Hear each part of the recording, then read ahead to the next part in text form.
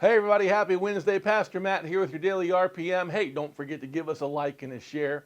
This week we're talking about Matthew chapter 25, the parable of the talents.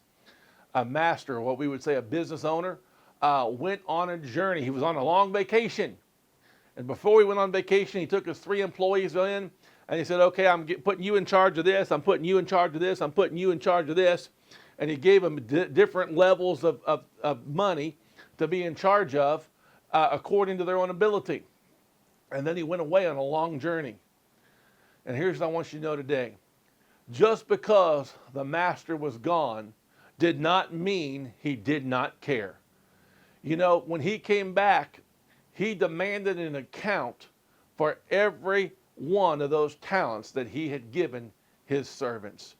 And what I want us to know today is we're living in a time where, you know, you're not walking in the direct presence of Almighty God. You're not in heaven, and Jesus is in heaven, but we're on earth. And we do believe Jesus is coming back to get his people. We know we're going to stand before him at the end of our lives to give an account of our life. But just because you're not walking in the physical presence of Jesus every day, it does not mean that he's not interested in how we're caring for the giftings, the callings, and the commissions that he's given us. He cares very much for those things, and he is going to ask for an account of every talent he's given us. So what I want you to know as we go today is, just because he's not living on the earth right now does not mean he's not concerned about what is happening on the earth, and more specifically in our individual lives with the talents and callings he's given us. So I challenge you today. Let me leave you with this illustration.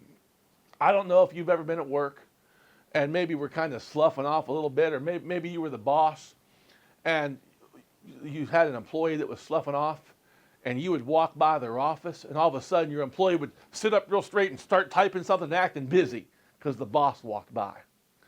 My question to you is this: if Jesus walks by today, if he was coming back today, would you live your life any differently than you're living it right now?